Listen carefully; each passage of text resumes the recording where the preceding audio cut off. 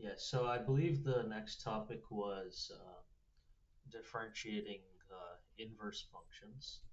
So I'm just gonna I'm just gonna give you a quick refresher on how chain rule works before we start that.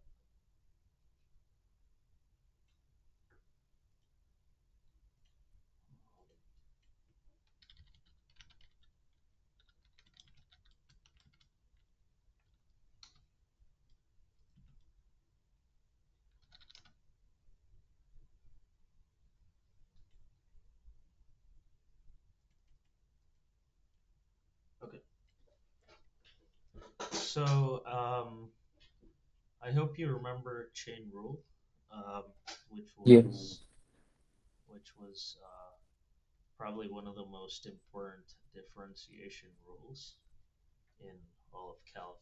Um, Basically stated that um, if you have a function inside of another function, you just differentiate you want to take the derivative of this entire thing, take the derivative of the outside function with respect to its input, which is dg, Yeah. and then take the derivative of the inside function dg with respect to its input, which is x. Hmm. So this was chain rule, and another way to write this was f prime of g of x times g prime of x. Yeah, an extra bracket here. Okay. So now, just to remind you, um, an inverse function is something of the form where you have, let's say you have f of x equals x, or let's just say, um, give me some function, let's say x squared, um, and I have a table with the inputs over here and the outputs that this function gives me. So I can have, um, 1, 2, 3. So that gives me 1, 4, 9, right, for this function. Yeah. And imagine I sort of swap the inputs and the outputs. Um, and the thing that I get is a new function. So we'll call this g of x, where the outputs of f become the inputs of g. So 1, 4, 9, and then 1, 2, 3. Okay. So now this would be the input, and this would be the outputs. Right.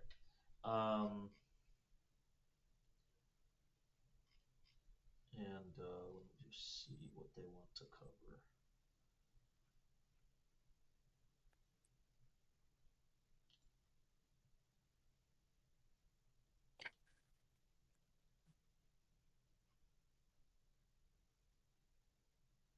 Oh, yes. Um, I think the important thing to cover from your pre-calc class is f of f inverse of x equals x. So f inverse of x would be the outputs of the inverse function. So this g of x is just f inverse of x, right? Yeah. So if I take the values of f inverse, which is just the output values, right? Hmm. And then I put them into my x here. So so I evaluate f at the values of f inverse of x. So basically the outputs, I get back the inputs, right? Yeah. Which is these over here. And x being the inputs of f inverse, which is these, Yeah. which makes perfect sense. Right? Hmm. So this is the characteristic of an inverse function right here. And this is, if you can understand this definition, this is crucial in understanding the rest, which is basically now, if you see this, this is just in the form of like a chain rule problem, right? If we want to differentiate this. So the idea is we are ideally trying to find we are trying to find derivative of f inverse of x. That's we need some formula for the derivative of f inverse of x. Okay. Mm-hmm. So the only way to do that is we can try to apply chain rule to this equation here. So if we try to differentiate that entire equation, f of f inverse of x equals derivative of x, right? So we differentiate both sides. When we try doing this, we need to do chain rule on the left. So I'll just say chain rule. And when I do chain rule, I'm basically doing um, f prime. Write this properly. So I'm doing f prime of f inverse of x times f um, f inverse of x primed, right? Yeah. And this equals 1. Does this make sense? Yeah. Um, so from this, let me just rewrite the same thing here. Uh, so f prime of f inverse of x times f inverse of x, that thing primed, is equal to 1. And if I want to rewrite this thing in slightly different notation, it just becomes d dx of f inverse of x. Is that clear? Yeah. Yes. So the entire goal, remember, we were trying to find an equation for this, right? So since we have that, the top equation just becomes d dx of f inverse of x equals 1 over f prime of f inverse of x.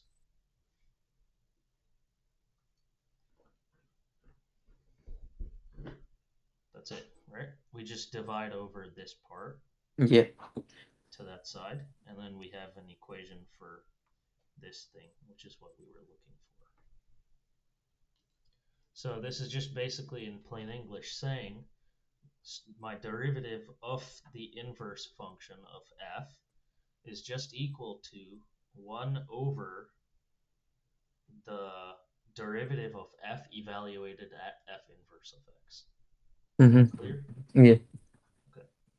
And I think this is going to be more clear when we um, try to do an example. So let's see what they have here. Um,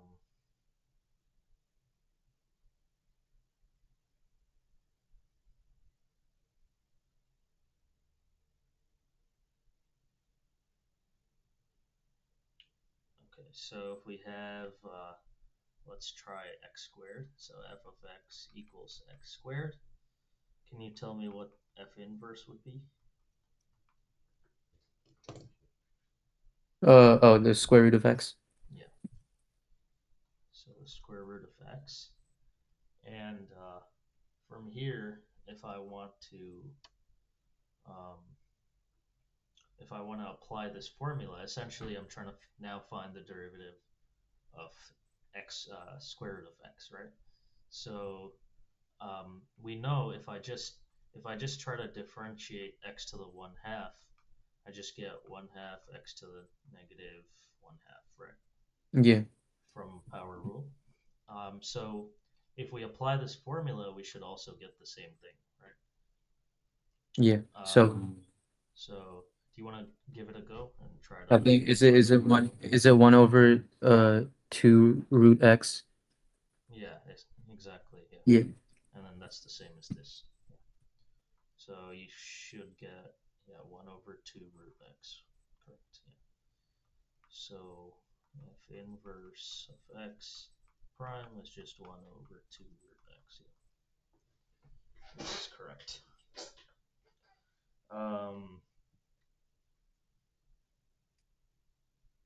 Let's see.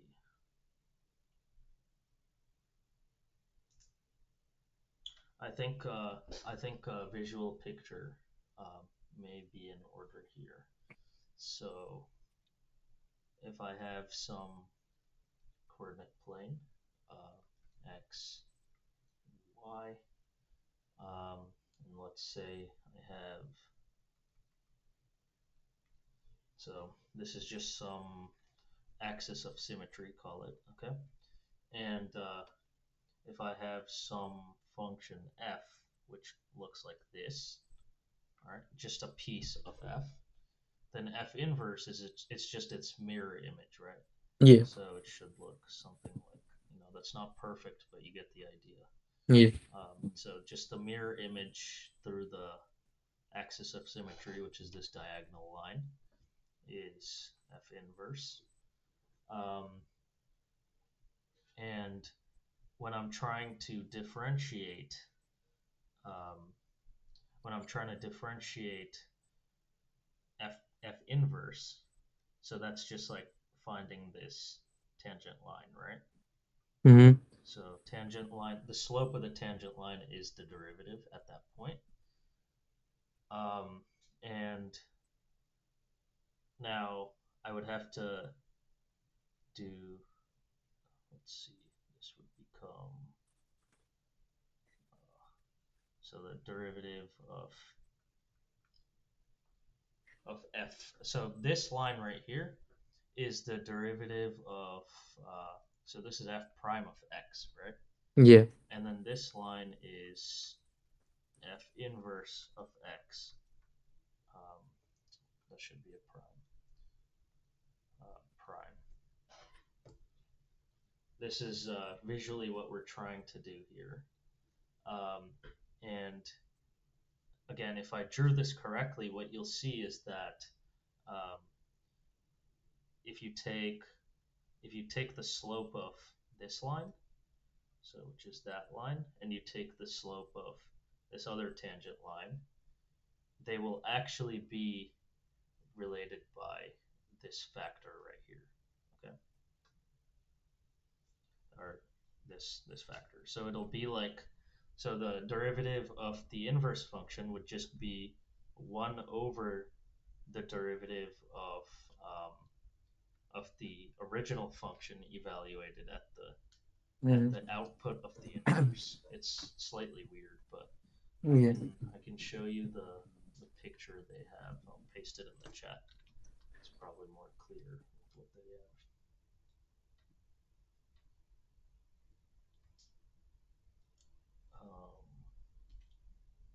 Where is it?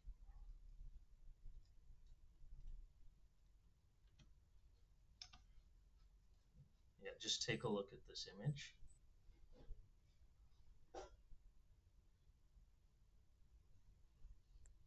and you will see that um, the slope of this line and the slope of this line, they are actually related uh, according to that equation we derived.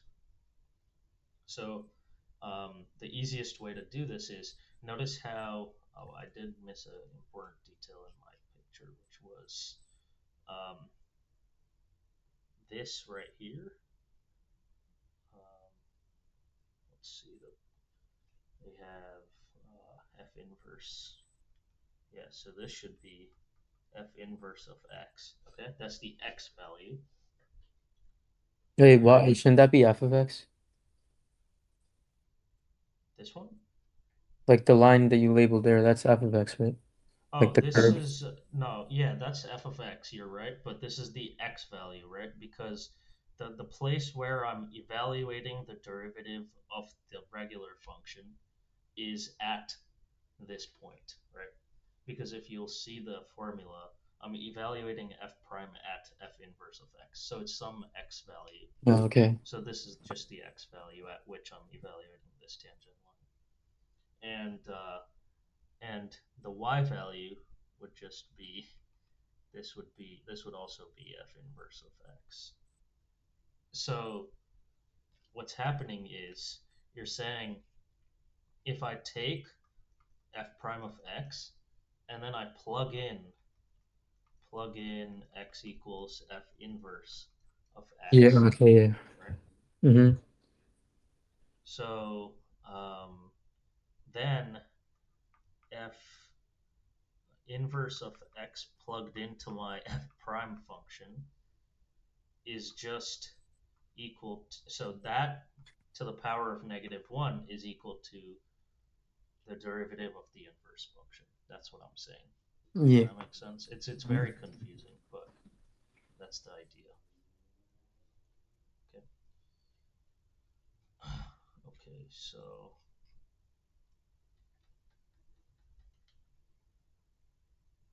yeah, I think if you see a couple examples, it will make sense.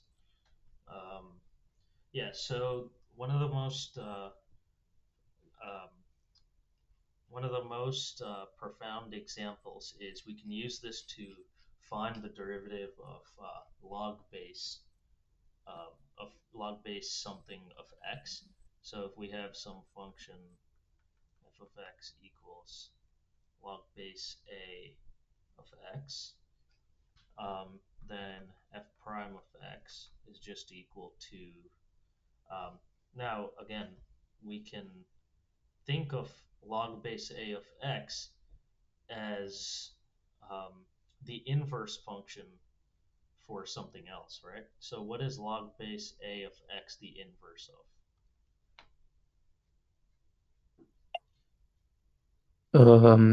A to the power of f of x is equal to x. Yeah, so it's just a to the power of x, right? And then Oh, the no, sorry, the inverse inverse. of Oh, a to yeah, the power of x is log base a of x. Yeah. yeah. So this would just be a to the power of x. Um, and now if I want to, and again, these go hand in hand, right? So imagine now I consider f of x equal to a to the x, then f inverse of x is log base a of x. Good. Yeah. Um, now the best part about this is I can actually use my formula and find an equation for the derivative of log base a of x, right? So then that would just be, um, oh, you do have to know that um, the derivative of a to the power of x before you can proceed and use the inverse formula. Um, and It's the way it's we, uh it's xa to the power of x minus one, right? uh, Like a to the power of x. like the derivative of this, Yeah. what'd you say it was? Xa to the power of x minus one.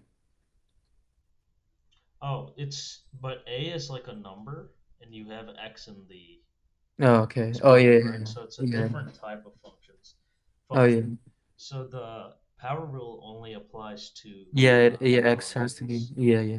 Yeah. Okay. So now we have to think of some clever way of doing this. Um, I think the best way to do this would be, let's see. I think the best way to do this is you put the okay. Let's actually derive this. So if I have f of x equals a to the x, and I want to do f prime of x, um, then I can actually rewrite this in terms of um, ln of f of x equals ln of a to the x, right? Yeah. Good so far? Mm-hmm. From the properties of a logarithm, I can actually I can move this x to the other side, right? So then I would get ln of f of x equals a times ln. Oh, sorry, it should be x over here. X ln a. Good so far? Yeah. This is just from the log property. And if I now differentiate both sides, right, I can now differentiate. And from the left side, you just know the derivative of log is what? 1 over x, or Right. yeah, So in this case, it would it's be 1 1 over, over f of x, yeah, and then multiplied by f prime of x due to chain rule, right? Because you're putting the outside function is ln of x and the inside function is f of yeah, x. So you do mm-hmm, chain rule, which is what I did here, yeah, and this gives you now ln of a is just a constant, right? yeah, Yeah, because a is a constant, ln of a is a constant. So the derivative of the right side, what would it be? uh, So you have some constant you have to use times x. That's it. What would it be? oh, then it would be, that constant, Yeah, it would just the just be the, constant. yeah, just the So you constant, just get ln a. yeah, Yeah. So since you have ln a now, the initial goal was to find the derivative of a to the x, right? yeah, So we wanted to find f prime of x essentially, because f of x equals a to the x. So we just multiply both sides by f of x now. So then we get f prime of x equals ln of a times f of x. Okay? And f of x was just a to the x, right? yeah, So so, then f prime of x is just equal to a to the x times ln of a. So yeah, this is the derivative of a to the x. Um, Now you can actually use this derivative to find the derivative of its inverse, which is log base a of x. So I'll let you try that.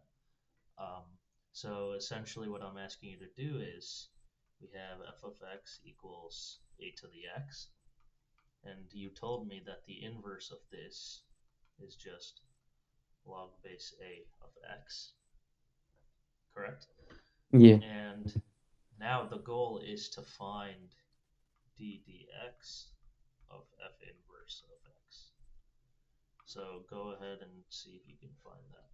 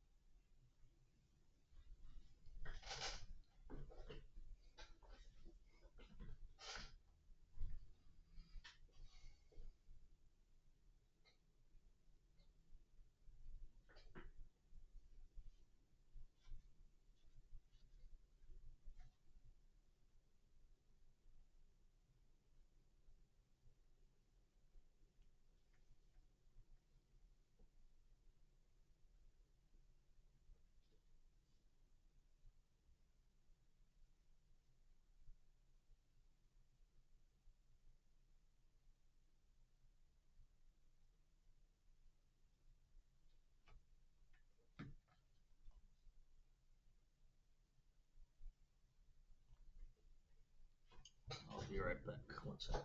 all right,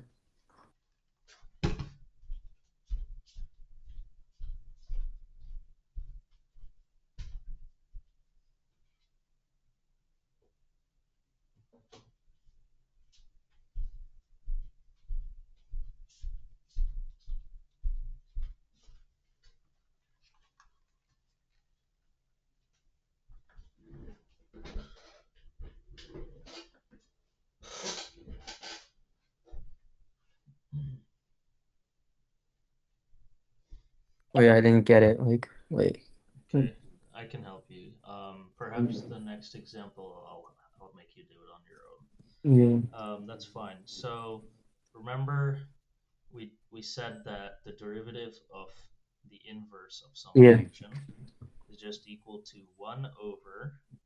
the derivative of the original function evaluated at the inverse, right? Yeah. So in that case, let's make it very clear.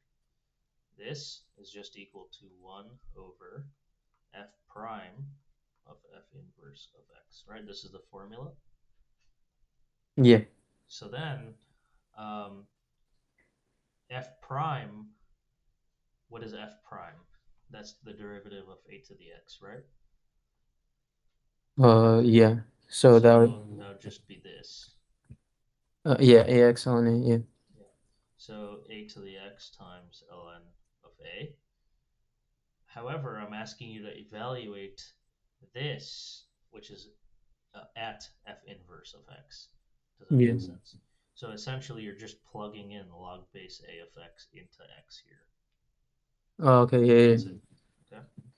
So when you do that, you get um, a to the power of log base a to the x, or a of x, times ln of a, which is just this and this cancel each other, right? Because they're inverses.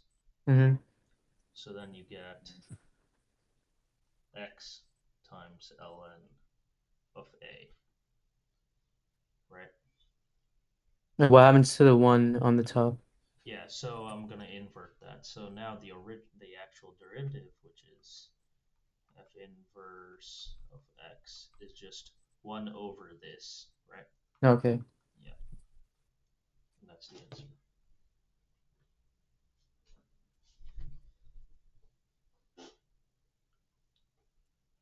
Does it make sense now? Yeah.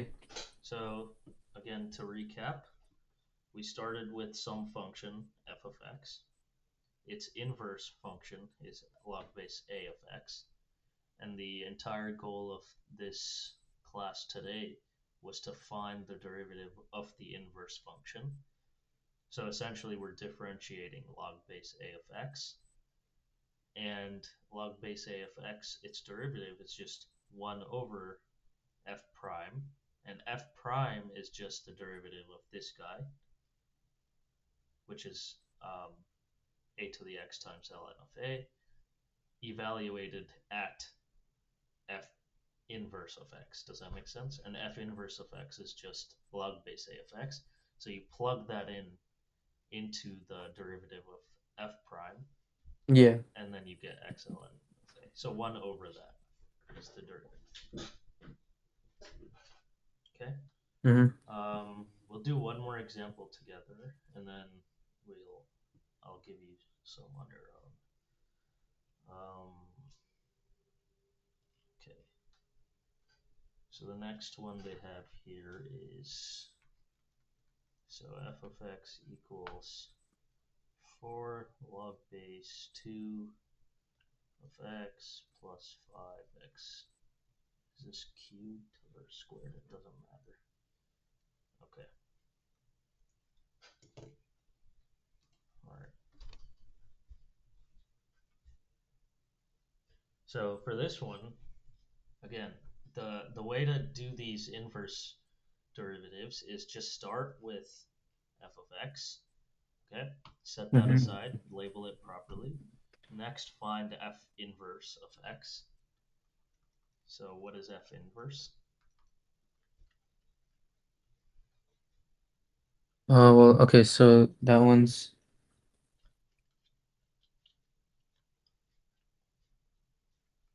it's one over wait, it's like So essentially, you can do this piece by piece, right? yeah. F inverse would just be the inverse of this term plus the inverse of that term, right? Mm-hmm. So do we know what the inverse would be? So if I give you log base 2 of x and I ask you its inverse, what would it be? It would be like 1 over x divided by Just uh its inverse, not its derivative. oh, it's inverse. Okay, that would be uh, a of x. So that'd be 2 to the power of x. Yeah. Yeah. Yeah, Just sorry. don't overcomplicate it. It's Yeah. just notice how when you're solving an equation like 2 to the x equals 4, right? How Yeah. do you solve for x? You log both sides, right? Log base Yeah. 2. And then notice what are you actually doing? You're the inverse operation of exponentiating x is is taking the log of 2, right? So Yeah. these cancel each other out. So these two are just inverses of each other. Okay. So we have this. So that means the inverse of this would just be 4 times 2 to the x. Am I right? Yeah. Plus 5 times the cube root of x, right? Oh, yeah. Because the cube root is just, yeah, makes sense? Wait, why isn't it just? Oh no, wait. There's a cube. Okay, never mind. Yeah. Yeah. Yeah, okay. It should be good. All right. Let's, I'm not very confident about this. Hang on. I don't think we can just distribute the inverse property just like that between two terms. Um,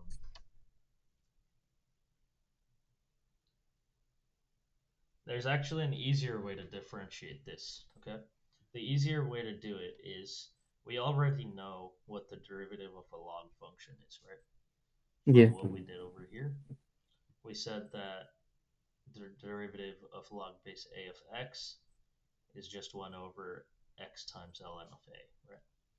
So if I want to find f prime of x, this is just the same as doing 4 times log base 2 of x prime plus 5x cubed prime, right? Mm-hmm. And the first term is just 4 times, and then we apply this property, which is 1 over x times ln of 2, right?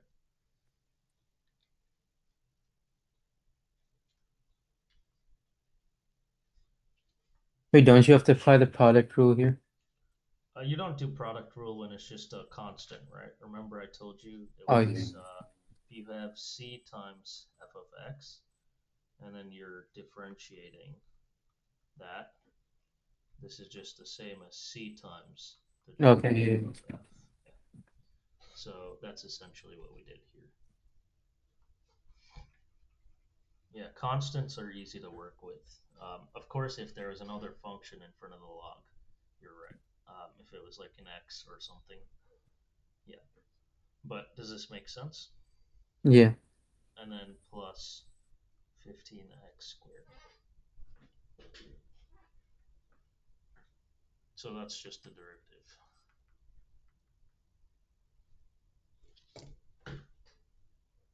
All right. Any questions on this example?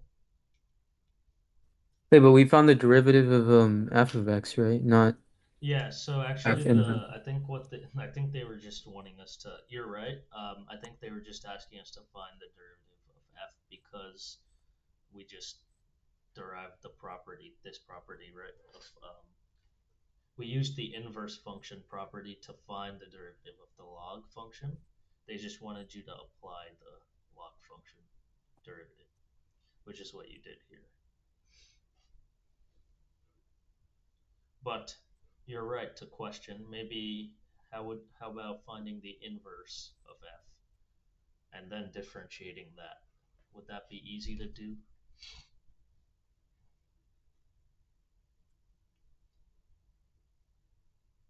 I mean, I don't think it's even possible to find the inverse analytically, because how are you finding inverses of a function back in the day in you pre-calc? well, Yeah, like you go ahead. swap the x and y. Yeah. Yeah. So if I swap the x and y, I get x equals 4 log base 2 of y plus 5 y cubed, right? Yeah. And now is there any way of isolating y? No, not really. It's Yeah, like, there isn't I mean, because you have a yeah. log and a cubic on the same equation, right?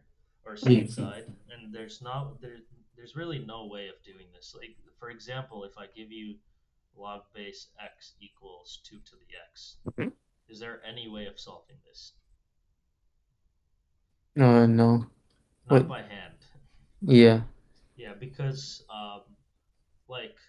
like analytically, meaning you don't use any computer approximations or numerical methods. Um, or I think I told you. Remember, I told you what analytically solving an equation versus numerically solving it is. Um, when you use a computer program, or there's some numerical methods you can use. There's actually a whole field of study in math called numerical analysis, and it's always solving functions that you can't solve analytically. Um, and I don't think there's because if you try to isolate the x, right, you would exponentiate, right? So you would just do 10 on both sides, 10 to the power, like, um, you would do this on both sides, but then you put the other x on the exponent. And then, like, you play this, like, cat and mouse game where you're logging one side, but you're exponentiating the other, exponentiating that side, logging this side. So it, like, you can't really solve it. Okay. Um, yeah. So I think that's why they didn't want you to inverse invert that function and then find the derivative. Yeah. Okay. Um, however, I'll let you find just the derivative of ln of sine x. Try this. This is not really like this is not really a it's not really like anything to do with what we did. I think this is quite simple, right? You just do 1 over sine x, and then you do sine x prime, right? Yeah. Chain rule, which is just cosine x over sine x, which is Yeah. cotangent of x, right? Yeah. So, all right. Now I will actually have you do something that requires using the inverse formula, which is finding the derivative of sine inverse of x. Okay. So try solving this and see what you get. Mm.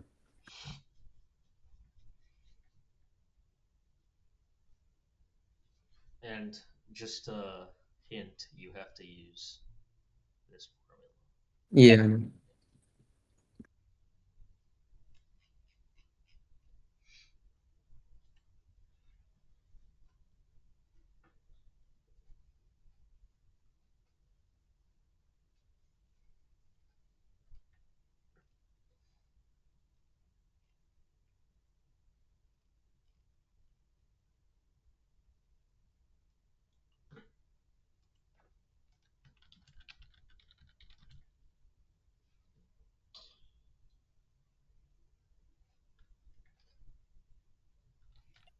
Um, is it 1 over cosine of sine uh inverse of x? Let me see. Yeah, that's right. And can you tell me what that would be by using trig functions?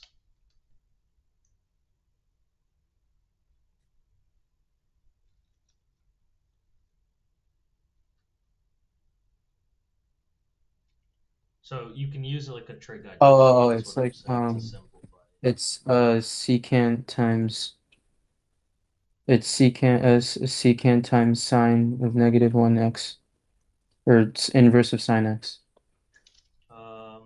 Yeah, but times 1. Wait. I'm looking for something.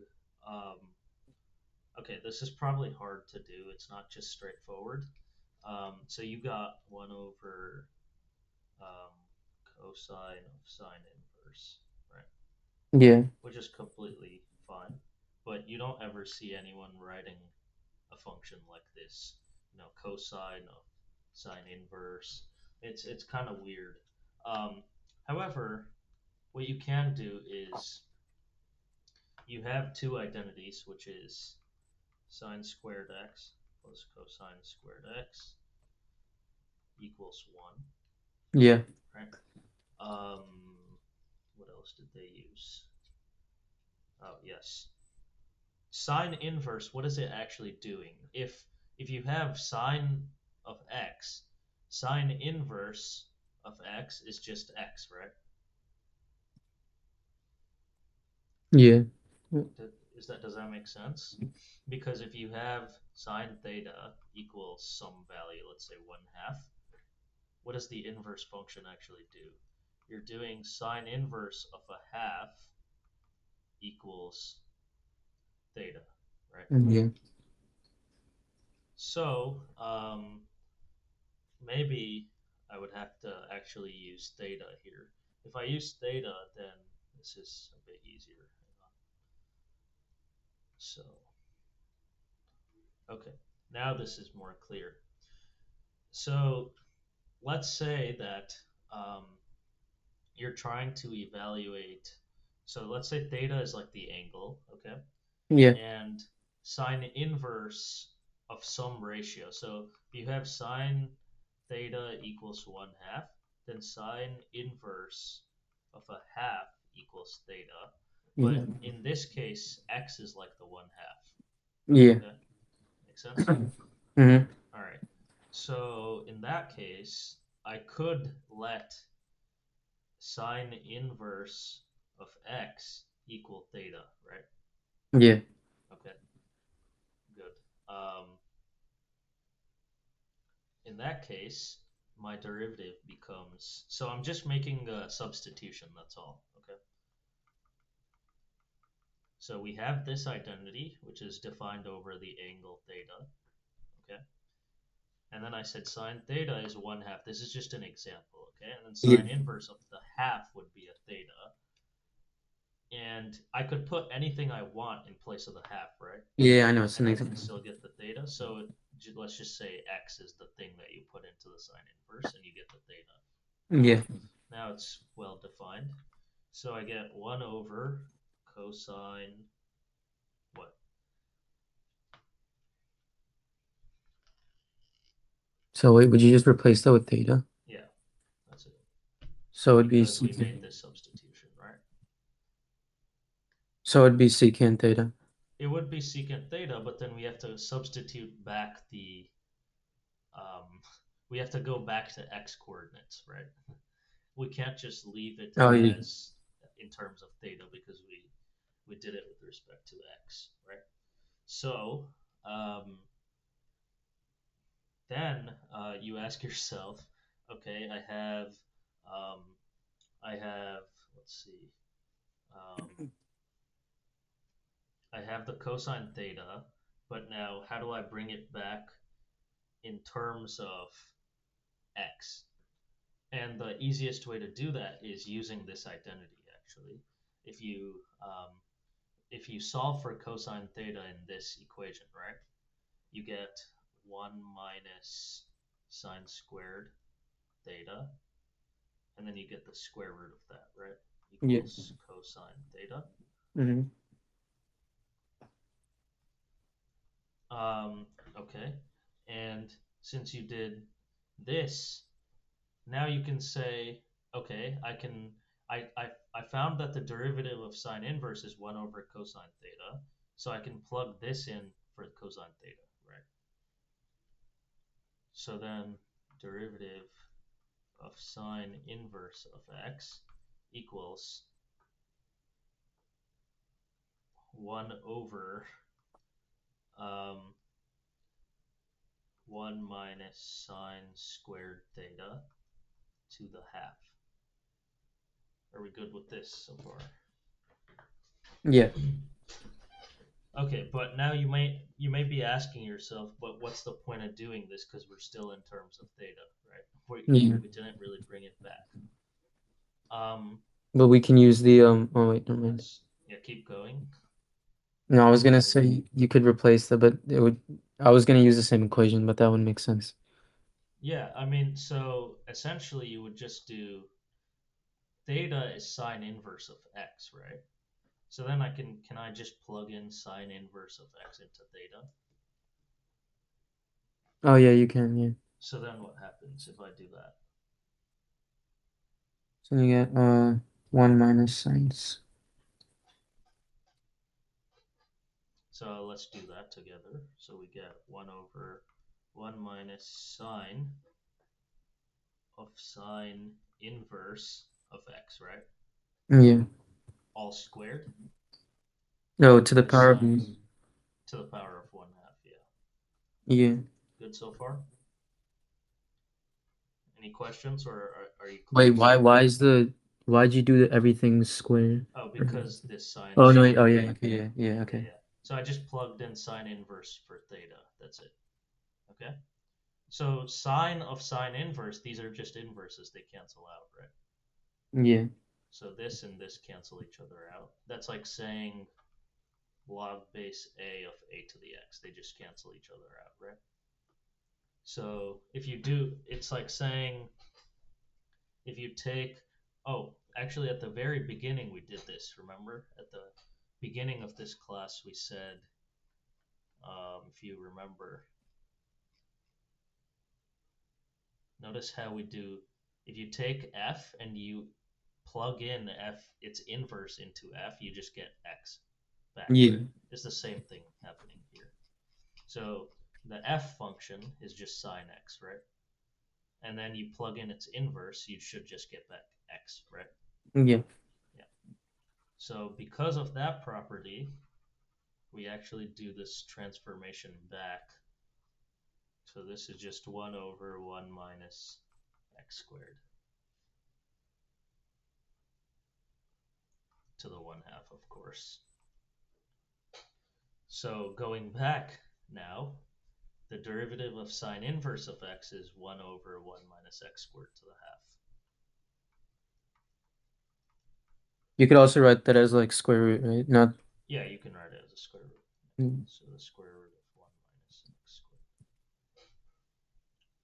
Does it make sense what we did? So essentially, we wanted to differentiate this, okay? Yeah. Realized, oh, let's go back here. Okay, you told me this is the answer. Mm-hmm. I agreed with you because this is completely correct. But then we can also get rid of all the trig stuff and just get it in terms of x by making this coordinate transformation and not coordinate transformation, just substitution. Um, and the substitution, all we did was if sine, let's just say sine squared theta plus cosine squared theta equals 1, okay? And then we say that, all right, sine inverse of some value must give me theta, right? That's the definition of a trig function. So if theta is an angle, sine inverse of some ratio must give me the angle back, right? Yeah. So whatever that ratio is, let's call it x for now. So then we said sine inverse of x is just theta, okay? From that, we said that, okay, now I can replace the derivative you gave me into 1 over cosine theta, which is what we did here. But then the problem is we can't give our answer in terms of theta, right? Because the original function was in terms of x. So its derivative must also be in terms of x. So then we go back to this identity, and then we solve for, what did we solve for? Cosine, right? Yeah. So we Using solve the. for cosine just using basic algebra. So then cosine theta is 1 minus sine squared theta to the half. And then we were like, okay, if I know that theta is just sine inverse of x, so let me plug that in into this equation. So I get 1 minus sine of sine inverse of x squared. And then remember, from the very beginning, we said that if we take some function f, plug in its inverse, we just get back x, right? The input. Yeah. So sine and sine inverse annihilate each other, and we just get 1 minus x squared. And then 1 over 1 minus x squared to the half is the final answer. Does this make sense? Mm-hmm. Okay. And do you want to try this for cosine now? It's a very similar process. So Yeah. d dx of cosine inverse. So essentially, I'm asking you to do arc cos of x. So arc cos of x.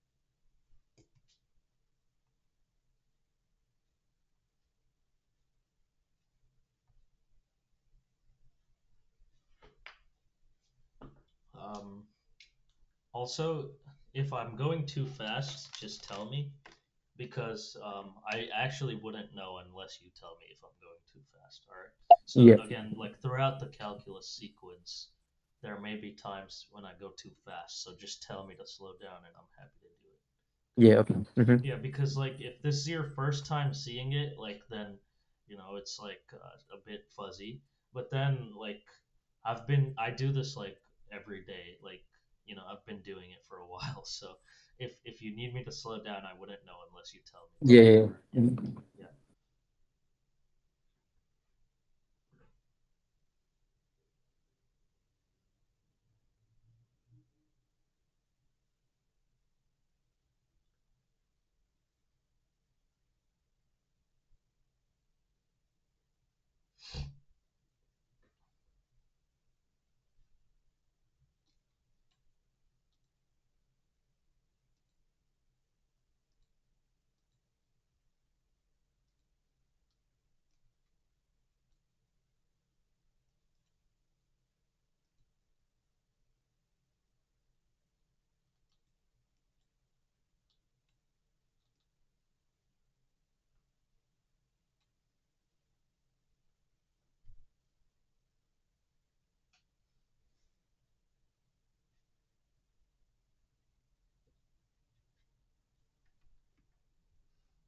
yeah. So you may have to do a similar variable switch like we did with the sign. The, Yeah.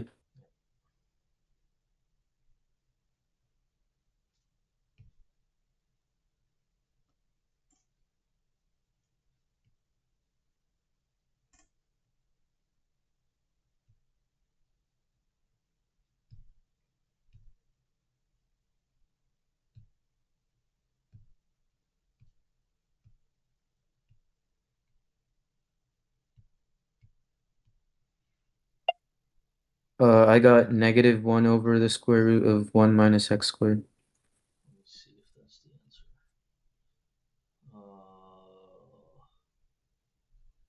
I was it negative of the same thing as the Yeah. sign? Yeah. Yeah. Yeah. I think Yeah. that's right. I remember. Yeah, that's right. Good job.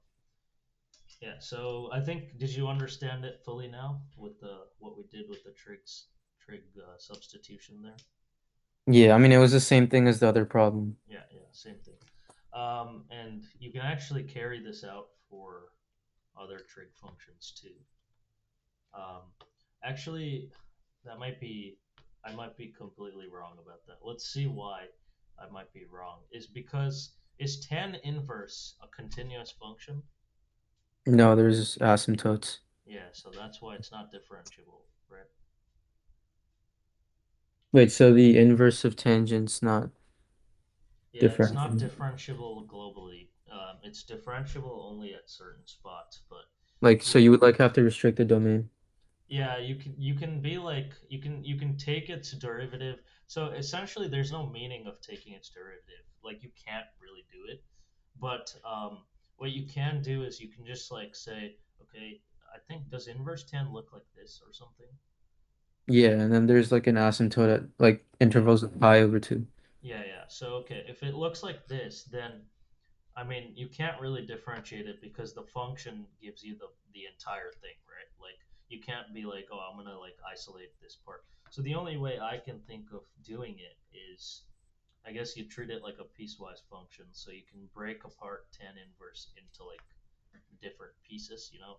Mm-hmm. So like, you know, this piece right here, just like that, is probably approximated by some other function, and you differentiate that. So like numerically you can differentiate it, but analytically you can't. Okay. So you would have to use a computer to differentiate just parts, and you can actually differentiate numerically quite easily. It's called um, what's it called? Um, there's a name for it. Let me just look that up quickly. Numerical differentiation methods.